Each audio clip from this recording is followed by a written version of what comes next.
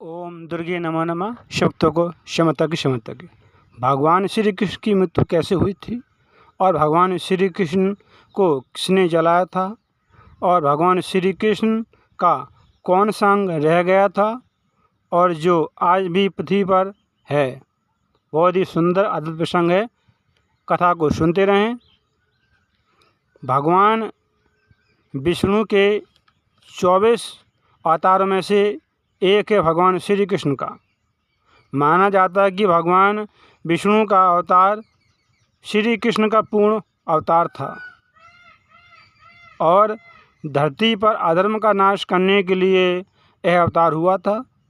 भगवान श्री कृष्ण जिन्होंने बिना अस्त्र उठाए हुए महाभारत के परिणाम को पांडवों के पक्ष में कर दिया था, जिन्होंने कुरुक्षेत्र में अर्जुन को गीता भागवत का उपदेश दिया था और कलयुग में गीता को पढ़ने मात्र से मनुष्य का उद्धार संभव है। महाभारत युद्ध में राजा दशरथ और गांधारी के दुर्योधन समेत 100 पुत्र युद्ध करते करते मारे गए थे, मृत्यु को प्राप्त हो गए थे और कौरव वंश का नाश हो गया था। युद्ध की समाप्ति के बाद गांधारी अपने 100 पुत्रों को देखकर रोने लगी, अधिक विलाप करने लगी। तभी उसी दुख के समय भगवान श्री कृष्ण गांधारी के पास आ जाते हैं और गांधारी भगवान श्री कृष्ण को देखकर बहुत क्रोधित हो जाती है और बोली, गांधारी कहती है, तुम ही मेरे पुत्रों के मृत्यु का कारण आप ही हो। श्री कृष्ण, अगर तुम चाहते तो युद्ध टल सकता था, किंतु तुमने ऐसा नहीं किया। तुम्हारे इस कर्म को मैं कभी माफ़ नहीं करूंगी। और गांधारी ने शाप दे दिया भगवान श्री कृष्ण को। गांधारी ने कहा, मैंने अगर भगवान विष्णु की मन से भक्ति की है और अपना पति धर्म पूर्ण रूप से निभाया हो तो जैसा मेरा वंश आपस में युद्ध करके समाप्त हो गया, मर गए, मृत्यु को प्राप्त हो गए, वैसे ही तुम्हारे वंश का आपस में लड़ते लड़ते उनका विनाश हो जाए और द्वारका नगरी तुम्हारे सामने ही समुद्र में डूब जाए। भगवान श्री कृष्ण जानते थे कि उनका परम धाम जाने का समय करीब आ गया है। गांधारी भगवान विष्णु की भक्त थी, तो अपने भक्तों की मुख से निकले हुए शाप को पूर्ण करने के लिए भगवान श्री कृष्ण ने यदुवंशी की मति खराब कर दी। जो यदुवंशी के राजकुमार थे उनकी मति खराब कर दी और महाभारत युद्ध के 36 वर्ष बाद विश्वामित्र, नारद, भृगु इत्यादि बड़े बड़े ऋषि मुनि द्वारका में निवास करने के लिए आए।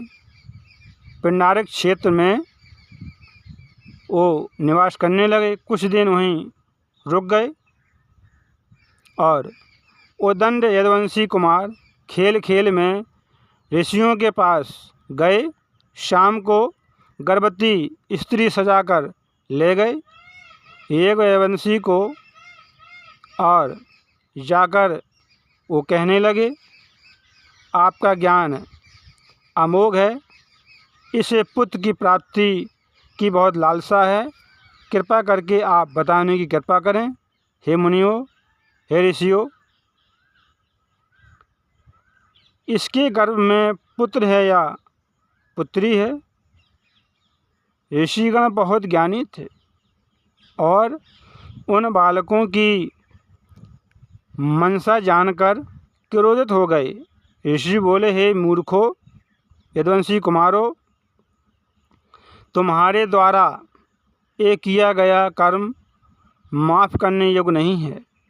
शाम को जो एक तुम गर्भवती स्त्री बनाकर लाए हो, तुम एक बनावटी स्त्री बनाकर लाए हो, अब इसके गर्भ द्वारा एक ऐसा मूसल पैदा होगा, अब तुम्हारे संपूर्ण वंश का नाश करेगा, तुम्हारे संपूर्ण वंश का नाश हो जाएगा।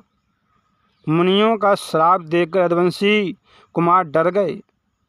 जैसे ही यदुवंशियों ने शाम का पेट खोलकर देखा तो सचमुच में उसमें एक मूसल था। यह देखकर सभी यदुवंशी कुमार पछताने लगे और मूसल को ले जाकर राजा उग्रसेन के सामने रख दिया और सारा वृतांत राजा के सामने सुना दिया। उनके चेहरे बहुत उदास थे, फीके पड़ गए थे, बहुत दुखी थे और सभा में बैठे सभी उनकी बात सुनकर डर गए, दुखी हो गए, भयभीत हो गए कि वह जानते थे सभासद कि ब्राह्मणों के जो उन्होंने श्राप दिया है वो कभी खाली नहीं जाता है, ब्राह्मणों का श्राप कभी खाली नहीं जाता है। इसलिए वो डर गए, भयभीत हो गए, दुखी हो गए।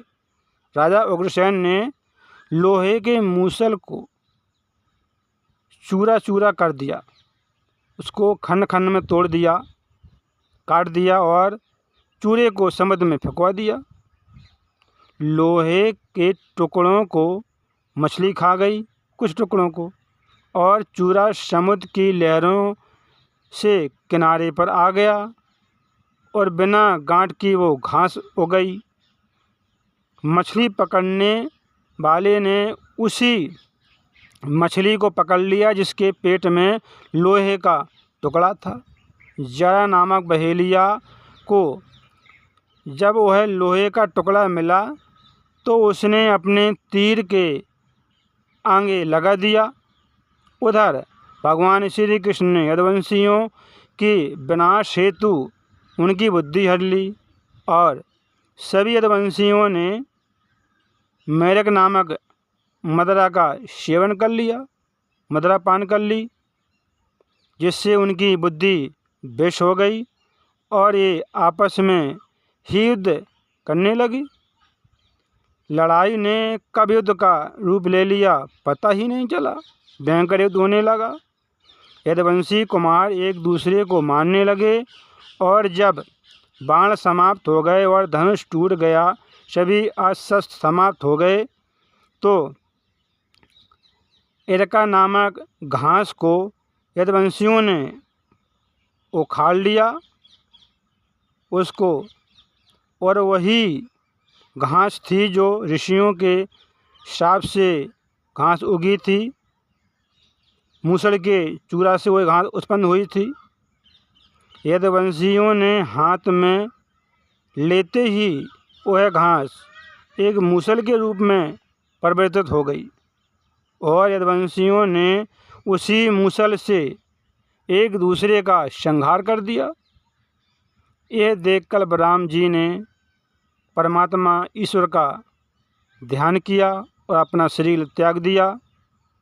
यदुवंशियों का विनाश देखकर और बलराम का अंत देखकर भगवान श्री कृष्ण चतुर्भुज रूप में पीपल के पेड़ के नीचे लेट गए।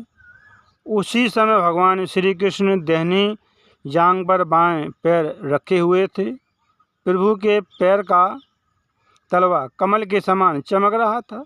जरा नामक बहेलिए ने उस चमक को हिरण की आँख समझ लिया और तीर चला दिया और बाण भगवान श्री कृष्ण के पैर में लगा। यह वही बाण था जो आगे मूसल का टुकड़ा बचा हुआ था, उस टुकड़े को तीर पर जरा नाम बहेलिए ने लगा लिया था और भगवान श्री कृष्ण को वही बाण मार दिया। भगवान श्री कृष्ण को बाण लगा, तब जरा नाम का बहेलिया भगवान श्री कृष्ण के पास आया और विलाप करने लगा, कहने लगा, मैं निरपराध हूँ, मैंने देखा नहीं प्रभु कि आप हैं, मैं तो हिरण को मारा था और मैं अपराधी हूँ, मैं निरपराध हिरणों को मारता हूँ, उनका वध करता हूँ, मैं दुष्ट हूँ। कृपा करके आप मुझे अपने हाथों से मार डालूं ताकि मैं किसी की जान न ले सकूं। यह कहकर जरा बहेलिया रोने लगा। तब भगवान श्री कृष्ण बोले, हे जरा, तुम तनक भी दुखी मत हो, इसमें तुम्हारा तनक भी दोष नहीं है। ये तो नीति का विधान है। त्रेता युग में तुम बाली थे और मैं राम अवतार में था। मैंने तुम्हें धोखे में बाण मारा था, इसलिए इस जन्म में तुम्हारा बाण मुझे धोखे में लगा। प्रभु इतना कहकर प्रस्थान कर गए। भगवान श्री कृष्ण के प्रस्थान करते ही समुद्र ने द्वारका को पूर्णतः डुबा दिया। कुछ कथाएं ऐसी भी हैं जिनके अनुसार भगवान श्री कृष्ण का अंतिम संस्कार पांडवों के द्वारा किया गया था। भागवत महापुराण के अनुसार ऐसी कोई कथा नहीं है। अलौकिक कथाओं के अनुसार जब पांडवों के द्वारा भगवान श्री कृष्ण का अंतिम संस्कार किया गया तब भगवान श्री कृष्ण का सारा शरीर जल गया था, लेकिन भगवान श्री कृष्ण का हृदय नहीं जला था। तब पांडवों ने श्री कृष्ण का हृदय जल में प्रवाह कर दिया था। बाद में राजा इंद्रम को भगवान श्री कृष्ण का हृदय मिला। इंद्रम राजा भगवान जगन्नाथ के भक्ति भगवान श्री कृष्ण के भक्त थे, इसलिए वह हृदय जाके जगन्नाथ की मूर्ति में स्थापित कर दिया। आज भी वह हृदय जगन्नाथ की मूर्ति में स्थापित है। भगवान श्री कृष्ण की मूर्ति में भगवान श्री कृष्ण का जगन्नाथ की मूर्ति में उनका हृदय विद्यमान है, विराजित स्थापित किया था।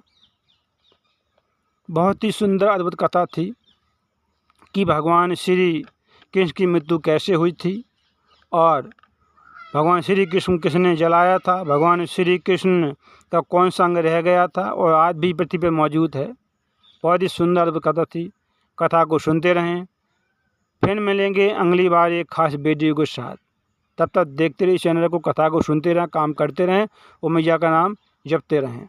भगवान की कथाएं सुनने से मनुष्य को पुण्य की प्राप्ति होती है और व्यर्थ की चर्चा करने से मनुष्य को पाप की प्राप्ति होती है। इसलिए कथाओं को सुनते रहें, सत्संग करते रहें, भगवान का नाम जपते रहें, काम करते रहें। सब भक्तों को क्षमता की।